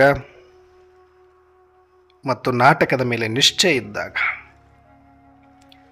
ಈಗ ಯಾವುದೋ ಒಂದು ನನಗೆ ಗೊತ್ತಿಲ್ಲದ ದಾರಿಯಲ್ಲಿ ನಾನು ಪ್ರಯಾಣ ತುಂಬ ವೇಗವಾಗಿ ಮಾಡ್ತಾ ಇದ್ದೀನಿ, ಆದರೆ ಅಲ್ಲಿ ನಂಬುತ್ತಾ ಇರೋದು ನನಗೆ ಯಾರೂ ಅಲ್ಲಿ ಪರಿಚಿತರಿಲ್ಲ, ತುಂಬ ದೂರದ ಪ್ರಯಾಣ, ಅಲ್ಲಿ ಯಾರೂ ಕೂಡ ನನ್ನ ಸಹಾಯಕ್ಕಿಲ್ಲ, ಬರೀ ಒಂದು ಸೈನ್ ಬೋರ್ಡ್ ಇದೆ, ಅಲ್ಲಿ ಮಾರ್ಕ್ ಮಾಡಿದರೆ ಈ ಕಡೆ ಇದು, ಈ ಕಡೆ ಈ ಊರು, ಈ ಕಡೆ ಈ ಊರಿಗೆ ಹೋಗುತ್ತೆ ಅಂತ. ನಾನು ಅದರ ಮೇಲೆ ನಿಶ್ಚಯ ಇಟ್ಕೊಂಡೇ ಹೋಗಬೇಕಾಗತ್ತೆ. ಅಲ್ಲಿ ಒಂದು ಸರ್ಕಲ್ ಬಂತು ಅಂದರೆ ಅಲ್ಲಿ ಒಂದು ಬೋರ್ಡ್ ನೋಡ್ತೀವಿ, ಅದನ್ನು ನೋಡಿದ ತಕ್ಷಣ ನಾವು ತಿರುಗಿಸ್ತೀವಿ, ಯಾರನ್ನೂ ಕೇಳೋದಿಲ್ಲ. ಯಾಕಂದರೆ ಆ ಒಂದು ಜಡವಾಗಿರ್ತಕ್ಕಂಥ ಸೈನ್ ಬೋರ್ಡ್ ಮೇಲೆ ಅಷ್ಟೊಂದು ನಿಶ್ಚಯ ನಮಗಿರೋ ಕಾರಣಕ್ಕೆ ನಾವು ಯಾರನ್ನೂ ಕೇಳೋದಿಲ್ಲ, ಒಂದು ಸ್ವಲ್ಪ ಅನುಮಾನ ಪಡೋದಿಲ್ಲ, ತಿರುಗಿಸ್ತೀವಿ ಗಾಡಿಯನ್ನು. ಹಾಗೆ ಈ ಜೀವನದಲ್ಲಿ ನಿಮಗೆ ನಿಶ್ಚಯ ಇರಬೇಕು. ಈ ಡ್ರಾಮಾದ ಮೇಲೆ ಇಲ್ಲಿ ಬರುವಂಥ ಪ್ರತಿಯೊಂದು ವಿಘ್ನಗಳು, ಪರೀಕ್ಷೆಗಳು ಎಲ್ಲವೂ ಕೂಡ ಸೈನ್ ಬೋರ್ಡ್ ಥರ. ಅಲ್ಲಿ ಜಡವಾಗಿರ್ತಕ್ಕಂಥ ಸೈನ್ ಬೋರ್ಡಿನ ಮೇಲೆ ಅಷ್ಟು ನಿಶ್ಚಯ ಇಟ್ಟು ಸಾವಿರಾರು ಕಿಲೋಮೀಟರ್ ಪ್ರಯಾಣ ಮಾಡ್ತೀವಿ. ಹಂಗೆ ಈ ಒಂದು ಸಂಗಮ ಯುಗದಲ್ಲಿ, ಈ ಒಂದು ಬ್ರಾಹ್ಮಣ ಜೀವನದಲ್ಲಿ, ಆತ್ಮ ಕಲ್ಯಾಣದ ಜೀವನದಲ್ಲಿ, ಈ ಒಂದು ಪುರುಷಾರ್ಥದಲ್ಲಿ ಈ ಡ್ರಾಮಾ ಅನುಸಾರ ಎಲ್ಲವೂ ಕೂಡ ನಮ್ಮ ಪ್ರಯಾಣದಲ್ಲಿ ಬರುವಂಥ ದಿಕ್ಸೂಚಿಗಳೇ ಅಂತ ನಾವು ತಿಳ್ಕೊಳ್ಬೇಕು. ಈ ಎಲ್ಲ ವಿಘ್ನಗಳನ್ನು, ಅವಮಾನಗಳನ್ನು. ಡ್ರಾಮದ ಮೇಲೆ ನಿಶ್ಚಯ ಇಡಬೇಕು, ವಿಘ್ನಗಳ ಮೇಲೆ ನಿಶ್ಚಯ ಇಡಬೇಕು, ಅವಮಾನಗಳ ಮೇಲೆ ನಿಶ್ಚಯ ಇಡಬೇಕು. ಇದು ನನ್ನನ್ನು ಗಟ್ಟಿಗೊಳಿಸಲಿಕ್ಕೆ, ನನ್ನನ್ನು ತೀವ್ರಗೊಳಿಸಲಿಕ್ಕೆ, ನನ್ನನ್ನು ಗುರಿ ಮುಟ್ಟಿಸ್ಲಿಕ್ಕೆ ಸಹಾಯ ಮಾಡ್ತಾ ಇರುವಂಥ ಸೂಚನಾ ಫಲಕಗಳು ಅಂತ ತಿಳ್ಕೊಂಡಿರಬೇಕು. ಧನ್ಯವಾದ ಹೇಳಬೇಕು. ಅದೆಲ್ಲದಕ್ಕಿಂತ ಹೆಚ್ಚಾಗಿ ಆ ಡ್ರಾಮಾದ ಮೇಲೆ ನಮಗೆ ನಿಶ್ಚಯ ಇರಬೇಕು. ಯಾಕೆ ನಾವು ಡ್ರಾಮಾದ ಮೇಲೆ ನಿಶ್ಚಯ ಕಣ್ಣು ಮುಚ್ಚಿಕೊಂಡು ಮಾಡಬೇಕು ಅಂದರೆ, ನಾನು ಅಂದುಕೊಂಡೇ ಇರಲಿಲ್ಲ, ಬೀದಿ ತಿರುಗ್ತಾ ಇದ್ದೆ, ಗತಿ ಇಲ್ಲದವ್ರ ಥರ ಆಗಿದ್ದೆ, ಬಿಕಾರಿ ಆಗಿದ್ದೆ, ಅನಾಥ ಆಗಿದ್ದೆ, ಕೆಲಸಕ್ಕೆ ಬಾರದೇ ಇರುವಂಥ ಡಸ್ಟ್ಬಿನ್ನಲ್ಲಿರುವಂಥ ಒಂದು ಕಸಕ್ಕಾದರೂ ಬೆಲೆ ಇತ್ತು, ನಮಗೆ ಯಾರಿಗೂ ಬೆಲೆ ಇರಲಿಲ್ಲ. ಈ ಪ್ರಪಂಚದಲ್ಲಿ ಯಾರು ನಮ್ಮನ್ನು ಕೇಳೋರು ಇರಲಿಲ್ಲ. ಅಯೋಗ್ಯ ಅಂತಲೇ ಎಲ್ಲರೂ ಅಂತ ಇದ್ರು. ಅಷ್ಟೇ ಯಾಕೆ, ನಾನೇ ಅನ್ಕೊಂಡ್ಬಿಟ್ಟಿದ್ದೆ ನಾನೊಬ್ಬ ಅಯೋಗ್ಯ ಅಂತ, ನಾನೊಬ್ಬ ಪಾಪಿ, ನಾನೊಂದು ನೀಚ ಅಂತ ನಾವು ಅನ್ಕೊಂಡ್ಬಿಟ್ಟಿದ್ವಿ ಎಲ್ಲರೂ ಕೂಡ.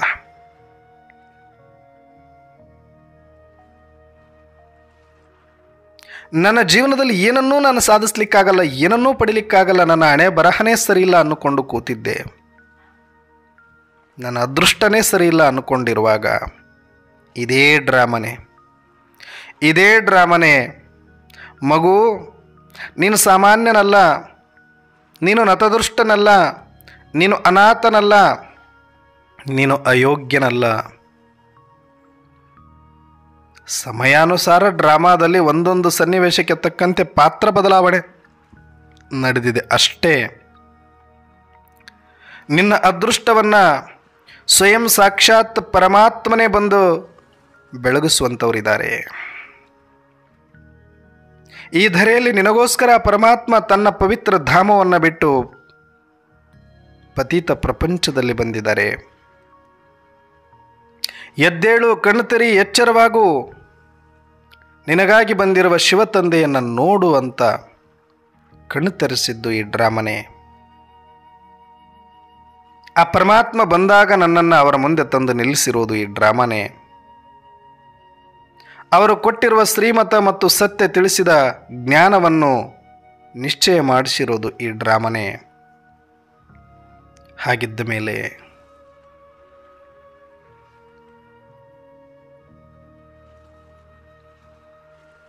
ಈ ಡ್ರಾಮಾ ಇದಕ್ಕಿಂತ ಇನ್ನೇನು ಮಾಡಿಸ್ಬೇಕಾಗಿದೆ ಹೇಳಿ ನನಗೆ?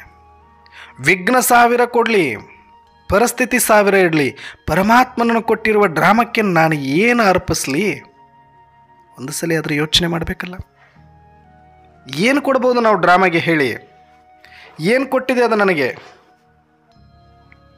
ಸ್ವಯಂ ನನ್ನ ಆತ್ಮದ ತಂದೆ, ನನ್ನ ಪ್ರಿಯತಮ, ನನ್ನ ಸಖ, ನನ್ನ ಉದ್ಧಾರಕ, ನನ್ನ ರಕ್ಷಕ, ಸೃಷ್ಟಿಕರ್ತ ಭಗವಂತ ಪರಮಾತ್ಮನನ್ನು ನನ್ನ ಎದುರು ತಂದು ನಿಲ್ಲಿಸಿದೆ, ನನ್ನವರನ್ನಾಗಿ ಮಾಡಿದೆ, ಕಣ್ತುಂಬ ನೋಡುವಂತಾಗಿದೆ, ಮಾತಾಡುವಂತಾಗಿದೆ, ಅನುಭವಿಸುವಂತಾಗಿದೆ, ಸಂಬಂಧ ಬೆಳೆಸುವಂತಾಗಿದೆ, ಅವರ ನೆಲೆ ತಿಳಿದಿದೆ, ಅವರ ಬೆಲೆ ತಿಳಿದಿದೆ. ಇಷ್ಟೆಲ್ಲ ನಮಗೆ ತಂದು ಕೊಟ್ಟಿರೋದು ಈ ಡ್ರಾಮಾನೇ. ಪ್ರಜಾಪಿತನನ್ನು ದರ್ಶನ ಮಾಡಿಸಿದ್ದು, ಮಹಾಕಾಳಿಯನ್ನು ದರ್ಶನ ಮಾಡಿಸಿದ್ದು, ಶ್ರೀಕೃಷ್ಣನನ್ನು ದರ್ಶನ ಮಾಡಿಸಿದ್ದು ಇದೇ ಡ್ರಾಮಾ. ಜಗತ್ತಿನ ಸರ್ವ ದೇವತೆಗಳನ್ನು ದರ್ಶನ ಮಾಡಿಸಿರೋದು ಇದೇ ಡ್ರಾಮಾ. ಇಂಥ ಡ್ರಾಮಕ್ಕೆ ನಾವು ಏನು ಕೃತಜ್ಞತೆ ಸಲ್ಲಿಸ್ಬೋದು? ಇವತ್ತು ನಾವು ಬಾಬಾ ಬಾಬಾ ಬಾಬಾ ಬಾಬಾ ಅಂತ ಬಾಬನಿಗೆ ಬಾರ್ ಧನ್ಯವಾದ ಹೇಳ್ತೀವಿ ನಿಜ. ಆದರೆ ಆ ಬಾಬಾರವರನ್ನು ಕೂಡ ನಮಗೆ ಕಣ್ಣೆದುರಿಗೆ ತಂದು ಕೊಟ್ಟಿದ್ದು ಡ್ರಾಮನೇ ಹೊರತಾಗಿ ಮತ್ಯಾರೂ ಅಲ್ಲ.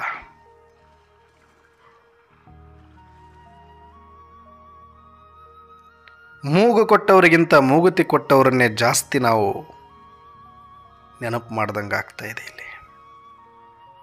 ಸರಿ, ಪರಮಾತ್ಮನನ್ನು ನಾವು ನೆನಪು ಮಾಡಬೇಕು ನಿಜ, ಆದರೆ ಅಷ್ಟೇ ಮುಖ್ಯವಾಗಿ ನಾವು ಪರಮಾತ್ಮನನ್ನು ನಮ್ಮ ಮುಂದೆ ತಂದು ನಿಲ್ಲಿಸಿರುವ ಡ್ರಾಮಕ್ಕೂ ನಾವು ಧನ್ಯವಾದ ಹೇಳಬೇಕಾಗಿದೆ. ಯಾಕೆ ಅಂದರೆ ಸ್ವತಃ ಬಾಬಾರವರೇ ಹೇಳ್ತಾರೆ, ಸ್ವಯಂ ಪರಮಾತ್ಮ ತಂದೆ ಹೇಳ್ತಾ ಇದ್ದಾರೆ, ಮೇ ಬಿ ಡ್ರಾಮಾ ಅನುಸಾರ ಪಾರ್ಟ್ ಬಜಾನೆ ಆಯಾ ಹೂँ, ಮೇ ಬಿ ಡ್ರಾಮಾ ಅನುಸಾರ ಪಾರ್ಟ್ ಬಜಾನೆ ಆಯಾ ಹೂँ, मैं भी कल्प कल्प ड्रामा अनुसार आपका उद्धार करने के लिए आ रहा हूँ.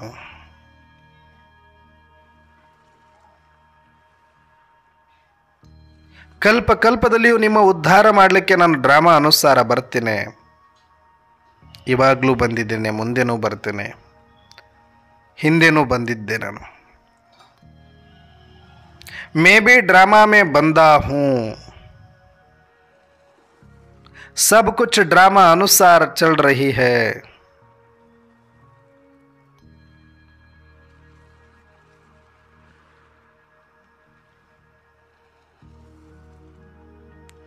Drama accurate, drama perfect, drama ऊबहू. ड्रामा माँ है. ड्रामा को ऊपर निश्चय करो, भरोसा करो. ड्रामा निर्दोष है. ड्रामा में किसी को भी अन्याय नहीं हुआ, सभी को न्याय देता है ड्रामा. ये ड्रामा में सभी आत्मा एक्टर्स है,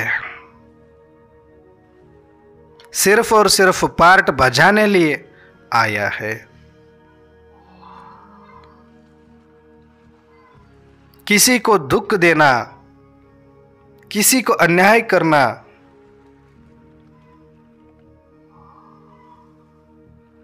किसी को कष्ट देना ये ड्रामा का इच्छा नहीं है.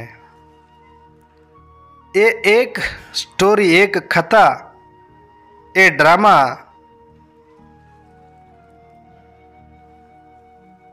परिवर्तन और पुनरावर्तन का नियमों के आधार पर रचा हुआ इस ड्रामा में सब आत्माएं आप परम धाम से साकार लोक में सिर्फ और सिर्फ नियम अनुसार पार्ट बजाने आया है. वो भी ड्रामा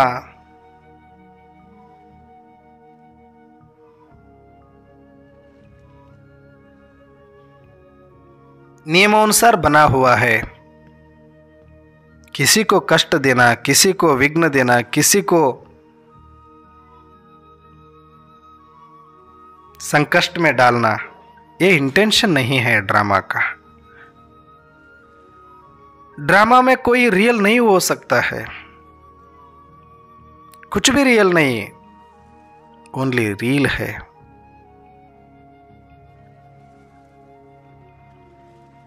इस रील को रियल समझने के कारण हम सब दुख में पड़ जाता है. ನಾವೆಲ್ಲರೂ ಕೂಡ ಈ ಒಂದು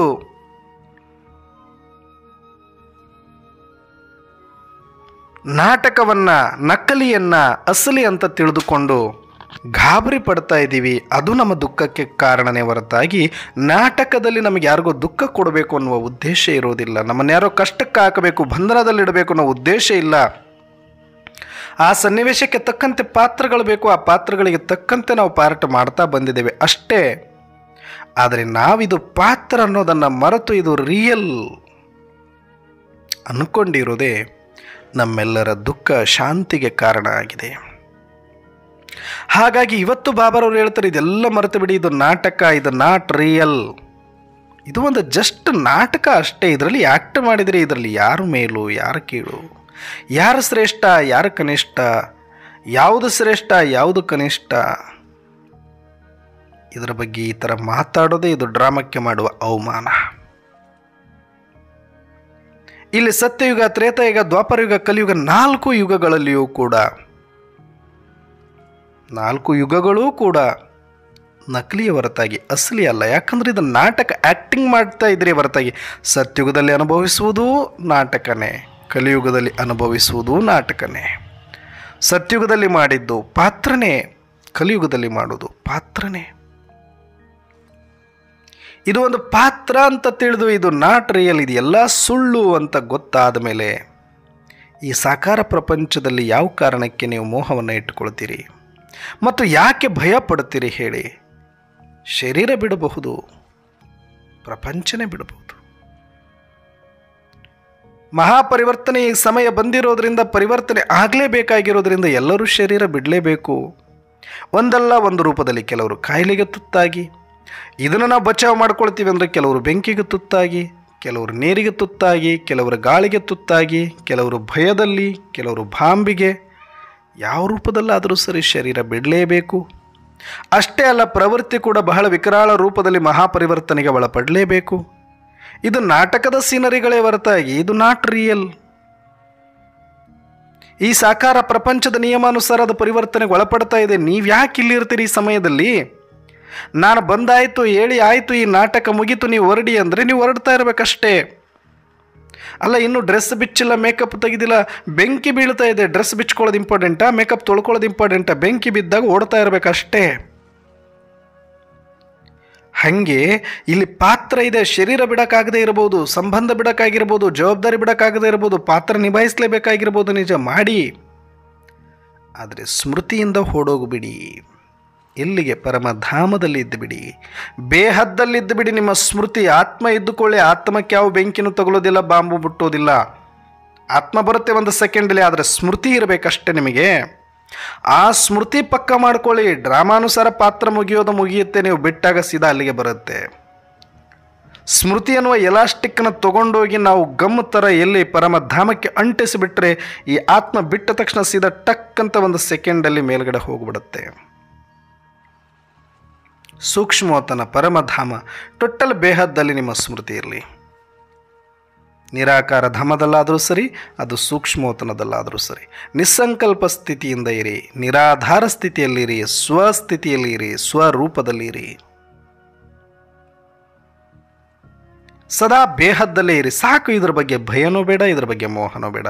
ಇದು ಸರಿ ಇದೆ, ಇದು ತಪ್ಪಿದೆ, ಇವರು ಶ್ರೇಷ್ಠ, ಇವರು ಕನಿಷ್ಠ, ನಾವು ಹಂಗೆ, ನಾವು ಹೀಗೆ, ಇದನ್ನು ಮಾಡಬೇಕು, ಅದನ್ನು ಮಾಡಬೇಕು, ಮುಂದೆ ಈ ಪದವಿ ಪಡಿಬೇಕು, ಆ ಪದವಿ ಇದು ಯಾವುದ್ರ ಜಂಜಾಟ ಬೇಡ. ಇದು ಹಿಂದೆ ನಡೆದಿದ್ದೇ ಈಗ ನಡೆಯುತ್ತಾ ಇದೆ, ಈಗ ನಡೆಯೋದೇ ಮುಂದೇನೂ ನಡೆಯುತ್ತೆ. ನೀವು ಮರೆಯೋದಕ್ಕಿಷ್ಟು ಸಾಕಲ್ವ? ಈ ಡ್ರಾಮಾ ಮೇಲೆ ನಿಶ್ಚಯ ಮಾಡಿ, ನಿಮ್ಗೆ ಒಳ್ಳೆ ಪದವಿ ಸಿಗುತ್ತೆ. ಆಮೇಲೆ ಪದವಿಗಿಂತ ಹೆಚ್ಚಾಗಿ ಪರಮಧಾಮ, ಪರಮಾತ್ಮ, ನೀನು ಆತ್ಮ ಅನ್ನುವ ಸತ್ಯ ಹೆಚ್ಚು ಅಂತ ನಿಮ್ಗೆ ಅನಿಸ್ತಾನೆ ಇಲ್ವಲ್ಲ? ನೀವು ಮತ್ತೆ ಈ ಅದ್ದಿನ ನಾಟಕ, ಅದ್ದಿನ ಪಾತ್ರಗಳಲ್ಲೇ ನೀವು ಮನಸ್ಸನ್ನು ಇಟ್ಕೊಂಡು ಪಾತ್ರಾಭಿಮಾನಿಗಳಾಗ್ತಾ ಇದ್ರೆ ಹೊರತಾಗಿ ನೀವು ಆತ್ಮಾಭಿಮಾನಿಗಳಾಗ್ತಾ ಇಲ್ಲ, ನೀವು ಪರಮಾತ್ಮ ಅಭಿಮಾನಿಗಳಾಗ್ತಾ ಇಲ್ಲ, ಪರಮಧಾಮ ಅಭಿಮಾನಿಗಳಲ್ಲ. ನೀವು ಬರೀ ಸತ್ಯುಗದ ಜಡ ಗೊಂಬೆಗಳ ಪದವಿಯ ಅಭಿಮಾನಿಗಳಾಗ್ಬಿಟ್ಟಿದ್ರಿ. ಇದು ಕೂಡ ಸೂಕ್ಷ್ಮ ದೇಹಾಭಿಮಾನನೇ, ಇದು ಕೂಡ ಪಾತ್ರ ಅಭಿಮಾನನೇ. ಹಾಗಾಗಿನೇ ನೀವು ಎಷ್ಟೇ ಯೋಗ ಮಾಡಿದರೂ ಎಷ್ಟು ವರ್ಷದಿಂದ ಇದ್ದರೂ ಕೂಡ ನಿಮ್ಮದು ಬೇಹದ್ದ ಸ್ಥಿತಿ ಆಗೋದಿಲ್ಲ, ಅಲೌಕಿಕ ಸ್ಥಿತಿ, ಸಾಕ್ಷಿ ಸ್ಥಿತಿ ಆಗ್ತಾ ಇಲ್ಲ. ಯಾಕೆ ಅಂದರೆ ಏನೋ ಒಂದು ಚೂರು ಶರೀರದ ಮೇಲೆ ನಂಬಿಕೆ ಇಟ್ಕೊಂಡಿದ್ದೀರಿ. ನಾನೇನೋ ಇದನ್ನು ಉಳಿಸ್ಕೊಂಡ್ಬಿಡ್ತೀನಿ, ಸಂಬಂಧಗಳನ್ನು ಉಳಿಸ್ಕೊಳ್ಬೇಕು, ಸಂಪತ್ತನ್ನು ಉಳಿಸ್ಕೊಳ್ಬೇಕು, ಹೆಸರು ಕೀರ್ತಿನ ಉಳಿಸ್ಕೊಳ್ಬೇಕು. ನೀವು ಯಾವುದನ್ನು ಎಷ್ಟಿಲ್ಲಿ ಉಳಿಸ್ಕೊಳ್ಬೇಕು ಅಂತ ಒಳಗಡೆ ಮೋಹದಿಂದ ಬಡದಾಡ್ತಾ ಇದ್ದೀರೋ ಅದಕ್ಕೆ ಪೆಟ್ಟು ಬೀಳುತ್ತೆ. ಹುಷಾರ್. ಪೆಟ್ಟು ಯಾವಾಗ ಬೀಳುತ್ತೆ ಅಂದರೆ ಅದರ ಬಗ್ಗೆ ನಿಮಗೆ ಎಲ್ಲೋ ಒಂದು ಕಡೆ ಭಯ ಇದೆ, ಆ ಭಯ ಬಿಡಿಸ್ಲಿಕ್ಕೆ ಪೆಟ್ಟು ಬೀಳ್ತಾ ಇದೆ. ಅದು ಮೋಹ ಯಾವುದ್ರ ಮೇಲೆ ಇರುತ್ತೆ ಅಲ್ಲೇ ಬಂದು ಪೆಟ್ಟು ಬೀಳುತ್ತೆ. ಶರೀರದ ಮೇಲೆ ಭಾಳ ಮೋಹ ಇಟ್ಕೊಂಡಿದ್ರೆ ನಿಮ್ಮ ಶರೀರಕ್ಕೆ ಒಡೆಯುತ್ತೆ. ಸಂಬಂಧಗಳ ಮೇಲೆ ಮೋಹ ಇಟ್ಕೊಂಡ್ರೆ ಸಂಬಂಧಕ್ಕೆ ಹೊಡೆಯುತ್ತೆ. ಸಂಪತ್ತಿನ ಮೇಲೆ ಮೋಹ ಇಟ್ಟರೆ ಸಂಪತ್ತಿಗೆ ಹೊಡೆಯುತ್ತೆ. ಹೆಸರಿನ ಮೇಲೆ ಮೋಹ ಇತ್ತು ಅಂದರೆ ಹೆಸರು ಕೆಟ್ಟೋಗ್ಬಿಟ್ರೆ ಹೆಂಗೆ ಅಂತ ಭಯ ಇದ್ದರೆ ಅಲ್ಲಿಗೆ ಬಂದು ಹೊಡೆಯುತ್ತೆ. ಅದನ್ನು ಬಿಡಿಸಬೇಕು.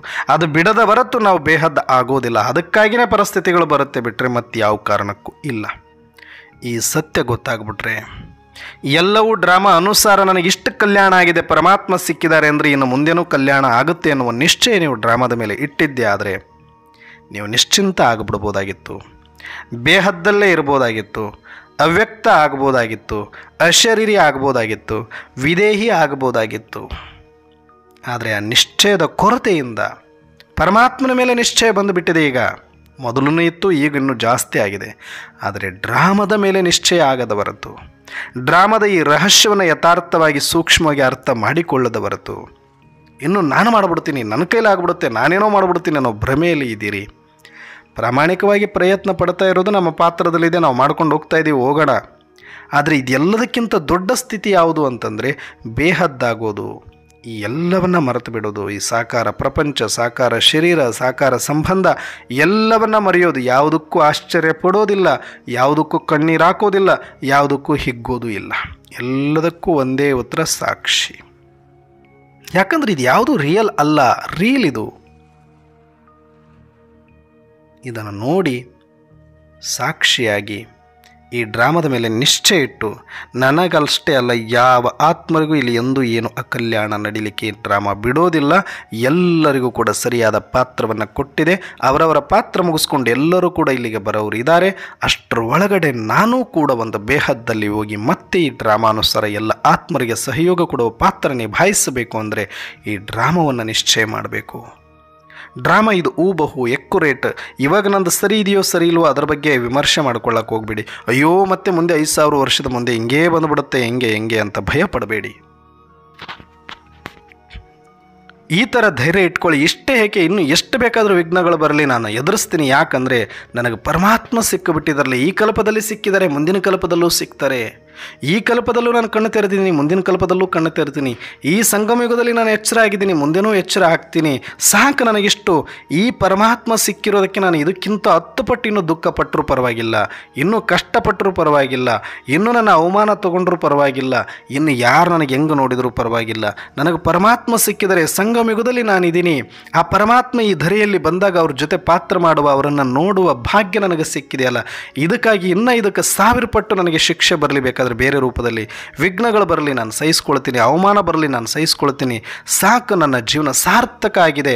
ಪರಮಾತ್ಮ ನನ್ನ ತಂದೆಯ ಜೊತೆ ನಾನು ಅನುಭವ ಮಾಡೋದು ಅದೃಷ್ಟ ಕುಲಾಯಿಸಿರೋದ್ರಿಂದ ಈ ಡ್ರಾಮಾ ಇದಕ್ಕಿಂತ ಉತ್ತಮವಾದದ್ದು ನನಗೆ ಇನ್ನೇನು ಕೊಡುವಂಥ ಅವಶ್ಯಕತೆ ಇಲ್ಲ. ಮತ್ತು ಯಾವುದನ್ನು ನಾನು ನಿರೀಕ್ಷೆ ಮಾಡೋದಿಲ್ಲ. ವಾ ಡ್ರಾಮಾ ವಾ, I love you drama, I love you drama, I love you drama ಅಂತ ಯಾರಿಗೆ ಡ್ರಾಮದ ಮೇಲೆ ಪ್ರೀತಿ ಮತ್ತು ನಂಬಿಕೆ ಇರುತ್ತೋ ಅವರು ಮಾತ್ರ ಬೇಹದ್ದಿನಲ್ಲಿ ಸ್ಥಿತ ಆಗಲಿಕ್ಕೆ ಸಾಧ್ಯ. ಈ ನಿಶ್ಚಯವೇ ಆಧಾರ ನಿಮ್ಮ ಒಂದು ಬೇಹದ್ದಿನ ಸ್ಥಿತಿ ಸ್ಥಿರವಾಗಲಿಕ್ಕೆ ಅಂತ ಹೇಳಿದರೆ. ಹಾಗಾಗಿ ನಾವೆಲ್ಲರೂ ಕೂಡ ಈ ಡ್ರಾಮಾ ನಿಶ್ಚಯದಲ್ಲಿ ಬರೋಣ. ಬಂದು ಪ್ರಾಮಾಣಿಕವಾಗಿ ನಾವು ಸದಾ ಈ ಸತ್ಯಗಳನ್ನು ತಿಳಿದು ಸಾಕ್ಷಿಯಾಗಿದ್ದು, ಯಾರನ್ನೂ ದ್ವೇಷ ಮಾಡದೆ, ಯಾರನ್ನೂ ಮೋಹ ಮಾಡದೆ, ಎಲ್ಲವನ್ನು ಸಾಕ್ಷಿಯಾಗಿ ನೋಡ್ತಾ ಎಲ್ಲದಕ್ಕೂ ಡ್ರಾಮನೇ ಕಾರಣ ಅಂತ ಡ್ರಾಮಾ ಅನುಸಾರ ನಿಶ್ಚಯ ಮಾಡಿ ಎಲ್ಲರ ಕಲ್ಯಾಣವೂ ಕೂಡ ಡ್ರಾಮಾ ಮಾಡುತ್ತೆ. ಯಾರೊಬ್ಬರಿಗೂ ಕೂಡ ಇಲ್ಲಿ ಆ ಕಲ್ಯಾಣ ಆಗೋದಿಲ್ಲ. ಬದಲಾಗಿ ಆ ಸೀನುಗಳಿಗೆ ತಕ್ಕಂತೆ ಪಾತ್ರಗಳವರು ಮಾಡಬೇಕಾಗಿರೋದ್ರಿಂದ ಅವರಿಗೆ ಪಾತ್ರವನ್ನು ಕೊಟ್ಟಿದೆ. ಬಿಟ್ಟರೆ ಇದರಲ್ಲಿ ಯಾರಿಗೂ ಅನ್ಯಾಯ ಮತ್ತು ಮೋಸ ಅನ್ನೋದಿಲ್ಲ. ಯಾಕೆ ಅಂದರೆ ಈ ಕಥೆ ಒಂದು ನಾಟಕ, ಇದು ಒಂದು ನಕಲಿ ಆಗಿರೋದ್ರಿಂದ ಇದರಲ್ಲಿ ಯಾರೂ ಅಸಲಿಯಾಗಿ ಇಲ್ಲಿ ಏನೋ ಮಾಡಬೇಕಾಗಿಲ್ಲ. ಎಲ್ಲವೂ ಕೂಡ ಪಾತ್ರ ಅನುಸಾರ, ಎಲ್ಲರ ಪಾತ್ರವೂ ಅಷ್ಟೇ ಮುಖ್ಯ, ಪ್ರಕೃತಿಯ ಪರಿವರ್ತನೆಯೂ ಅಷ್ಟೇ ಮುಖ್ಯ. ಹಾಗಾಗಿ ಅದರ ಅನುಸಾರ ನಾವೆಲ್ಲರೂ ಕೂಡ ಮನೆಗೆ ಹೋಗೋರಿದ್ದೀವಿ, ತಂದೆ ಕರ್ಕೊಂಡು ಹೋಗ್ತಾರೆ, ಮತ್ತೆ ನಾವೆಲ್ಲರೂ ಬರೋರಿದ್ದೀವಿ. ಇದೆಲ್ಲವೂ ಬಹಳ ಅದ್ಭುತವಾದಂಥ ಸುಂದರವಾದ ಎಕ್ಯುರೇಟ್ ನಾಟಕ. ಇಷ್ಟು ಪರ್ಫೆಕ್ಟಾಗಿ, ಇಷ್ಟು ಬೇಹದ್ದಿನ ನಾಟಕ, ಇದಕ್ಕೂ ನಿಜಕ್ಕೂ ಕೂಡ ನಾವು ವಾವ್ ಹೇಳಲೇಬೇಕು. ಅದಕ್ಕೆ ಬಾಬಾ ಹೇಳ್ತಾರೆ, ವಾ ಡ್ರಾಮಾ ವಾ, ವಾ ಡ್ರಾಮಾ ವಾ, ವಾ ಡ್ರಾಮಾ ವಾ. ಹಾಗಾಗಿ ನಾವು ಕೂಡ ಸದಾಕಾಲ ವಾ ಬಾಬಾ ವಾ ಡ್ರಾಮಾ ಅನ್ನುವ ಜಪವನ್ನು ಮಾಡ್ತಾ ಇದೇ ನಿಶ್ಚಯದಲ್ಲಿ ಸಾಕ್ಷಿಯಾಗಿರುತ್ತಾ ವಾ ಡ್ರಾಮಾ, ವಾ ಡ್ರಾಮಾ, ಎಲ್ಲದಕ್ಕೂ ಉತ್ತರ ಇದು ಒಂದೇ ಇಟ್ಕೊಂಬಿಡಿ. ಆಗ ನಿಮ್ಮ ಸ್ಥಿತಿ ಬೇಹದ್ದಾಗ್ಬಿಡುತ್ತೆ ಮತ್ತು ಅಲೌಕಿಕವಾಗಿಬಿಡುತ್ತೆ ಅಂತ ಬಾಬಾರವರು ಹೇಳಿದ್ದಾರೆ. ಹಾಗಾಗಿ ನಾವು ಕೂಡ ಇನ್ನು ಮುಂದೆ ಎಕ್ಸ್ಟ್ರಾ ಸಂಕಲ್ಪಗಳು ಮಾಡಬೇಡಿ, ಭಯದಲ್ಲಿ ಬರಬೇಡಿ, ಚಿಂತೆಯಲ್ಲಿ ಬರಬೇಡಿ, ಮತ್ತೆ ಈ ಥರನ ಅಂತ ಎದೆನೂ ಹೊಡಿಬೇಡಿ. ಇದರಲ್ಲೇ ಕಲ್ಯಾಣ ಇರೋದು. ಇದು ಒಂದು ಪಾತ್ರ ಅಷ್ಟೇ, ಸ್ವಲ್ಪ ಸಮಯದ ಈ ಪಾತ್ರ. ಮತ್ತು ನಮಗಿಂತ ಘೋರವಾದ ಪಾತ್ರ ಮಾಡೋರು ಇದ್ದಾರೆ, ಅವರು ನಮ್ಮ ಥರ ಆತ್ಮರೇ. ನಮಗಾದರೂ ಪರಮಾತ್ಮ ಸಿಕ್ಕಿದರೆ, ಎಷ್ಟು ಜ್ಞಾನ ಸಿಕ್ಕಿದೆ, ನಮಗೆ ಒಂದು ಸ್ಮೃತಿ ಸಿಕ್ಕಿದೆ, ಇವತ್ತೆಲ್ಲ ನಾಳೆ ಇದು ಸಹಯೋಗಕ್ಕೆ ಬರುತ್ತೆ. ಆದರೆ ಅವರು ಕೂಡ ನಮ್ಮ ಥರ ಆತ್ಮರೇ, ಅವ್ರಿಗೂ ಕೂಡ ಇನ್ನೂ ಬಾಬಾನೂ ಸಿಕ್ಕಿಲ್ಲ, ಜ್ಞಾನನೂ ಸಿಕ್ಕಿಲ್ಲ, ಸ್ಮೃತಿನೂ ಸಿಕ್ಕಿಲ್ಲ ಅಂದರೆ ಮತ್ತೆ ಅವರು ಇನ್ನೆಷ್ಟು ಬೈಕೋಬೇಕು? ಹಾಗಂತ ಡ್ರಾಮಾ ಅವರಿಗೆ ಅನ್ಯಾಯ ಮಾಡ್ತಾಯಿದೆ ಅಂತ ಹೇಳೋಕ್ಕಾಗತ್ತೆ? ಇಲ್ಲ, ಡ್ರಾಮಾ ಅನುಸಾರ ಈ ಪಾತ್ರಗಳು ಬೇಕಾಗಿದೆ. ಹಾಗಾಗಿ ಇದೆಲ್ಲವೂ ನಡೀತಾ ಇದೆ ಅಂತ ನಾವು ನಿಶ್ಚಯ ಮಾಡೋಣ. ಈ ಡ್ರಾಮಾದಲ್ಲಿ ನಾವು ಶ್ರೇಷ್ಠ ಕನಿಷ್ಠ ಅನ್ನೋ ಭಾವ ತೆಗೆಯೋಣ. ನಾವು ಬೇರೆ ಇವರು ಬೇರೆ ಅನ್ನೋ ಭಾವ ಬಿಡೋಣ. ನಾವೆಲ್ಲರೂ ಒಂದೇ, ನಮಗೊಬ್ಬನೇ ತಂದೆ ಅನ್ನುವಂಥ ತಿಳಿದು ನಾವು ಬಂದಿರೋದು ಪಾತ್ರ ಮಾಡಲಿಕ್ಕಷ್ಟೇ ಅನ್ನುವ ಭಾವದಿಂದ ಇದ್ದು ಮತ್ತೆ ಬೇಹದ್ದಿನಲ್ಲಿ ಸ್ಥಿತರಾಗಿ ಸರ್ವಾತ್ಮರನ್ನು ಕೂಡ ಸದಾ ಶ್ರೇಷ್ಠ ದೃಷ್ಟಿಯಲ್ಲಿ ನೋಡುವಂತಹ ಶ್ರೇಷ್ಠ ಬಾಪ್ ಸಮಾನಾತ್ಮರಾಗೋಣ ಅಂತ ಹೇಳ್ತಾ ಇವತ್ತಿನ ಚಿಂತನೆಯನ್ನು ಮುಕ್ತಾಯ ಮಾಡ್ತಾ ಇದ್ದೀನಿ. ಅಚ್ಚಾ, ಓಂ ಶಾಂತಿ.